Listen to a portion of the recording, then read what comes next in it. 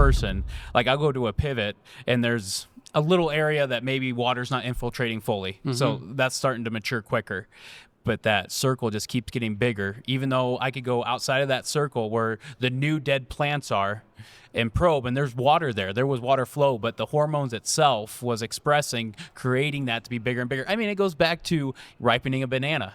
You get a banana that's over ripened and put it in the same bag as a green banana. Exactly. It's slowly going to turn Exactly. there. You know, that's what I mean. Try to give those examples of what we've seen to understand these hormones. No, and ethylene's probably the most known of all the plant hormones when I teach classes because of that banana or that tomato example. Yes. And think of why, and not the ethylene's really a cool hormone. The hormones are mostly liquids, physical liquids, but ethylene is a gas. And Okay. that's important because, you know, if you're under stress across the table from me, there's a good chance that I'm going to face the same condition. So I can respond to your ethylene and start to ripen. So you will see cross-ripening across the field. You'll see it spread by the wind. And you know, a gas, doesn't the gas just float away? Well, a canopy, it's a closed canopy in most systems. And that holds a lot more ethylene than you would think. Yeah. And we don't need parts per million of ethylene. You're talking parts per billion of these molecules. Okay. So another really good one, or, you know, you might see stuff like this around gas lights. Some in the fancy neighborhoods, they might have the actual gas lights. Or greenhouse growers, that's another one. Sometimes the heaters are misfiring, and they'll make ethylene. Those are hydrocarbons. Okay. And then if you want to think about stress, so a good agronomist, they'll get in your field and they'll dodge the question when you're asked to estimate the yield at the end of the day. Darn right I do. And if you think about this, where did yield go? So ethylene, all plant sugars coming in from the air, it's CO2.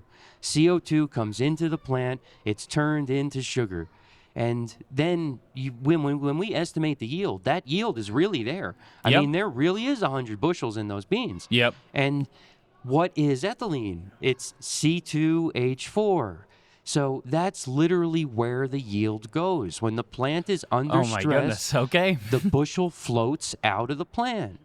And that's why your yield estimates are always wrong. Thank you. Well, Robert, I've been stewing this for 5 years now, and now I know where I went wrong. But that's so interesting because even like this last year on soybeans, we're like, where did yield vanish? Okay, because I would go out there every 3 days and I would do pod counts again and again and again. And the biggest stage where we lost yield was at R6 of soybeans, right at the end. Very stressful time. But what was so amazing in my eyes is the number of pods didn't disappear. It's just instead of being a 2.9 pod average, it was down to a 2. Oh yeah. And it goes back to, well, it's taking carbon from something, and clearly that seed had that carbon the that it seed could take has the from. carbon because it's a two-way street. Yeah. The other thing is, I mean, you talk soybeans, the same thing on corn.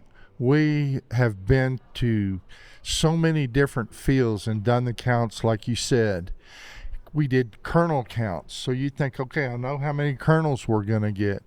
Oh, man, we're going to have a 250 bushel yield. Yep. And it's 200. And normally that disappears from I would say on corn, from the milk stage on. You lose yield when it starts filling out that seed. It's going somewhere. Ethylene, or even the plant itself will rob yield from the seed. Oh, that's a good one to use an example then to bring this back to the kelp opening that we were talking about. And when you made me overgeneralize. I know, I'm sorry. Sorry. Think about something like that. If like the soybean plant, corn is a little less prone to it because it's so determinate, but also in the corn plant. So if we were to come in with growth promoting kelp that has a lot of that cytokinin, auxin, and gibberellin that promotes vegetative growth and juvenility, if we were going to use that late in the season, you would actually make that plant that was full of ethylene and APA and wanting to ripen for the year, you could make it go more vegetative and accelerate that loss of carbon from the pod or from the kernel into the atmosphere. Now, if you were using like a saccharina kelp that was really high in ABA and salicylic and some of these late season hormones that promote dry down, you could actually stop that new trifoliate development and you can preserve yield potential. Okay. But if we don't have that information and we're just using, hey, get some kelp on there, it's hot out, you know, you could be doing damage to a crop with actually a very good product at another time of year.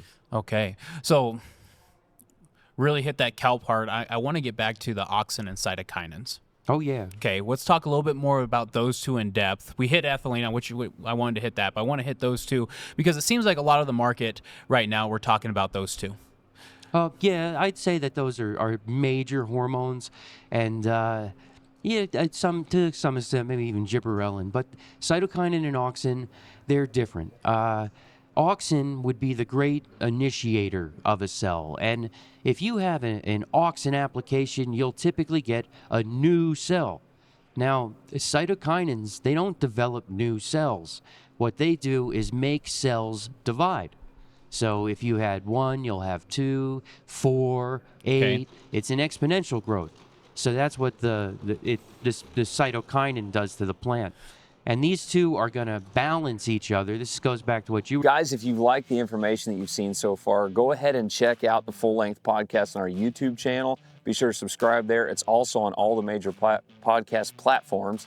We're constantly dropping info and more content on all the social media platforms, TikTok, Instagram, Facebook, etc. Check it out for a lot more content.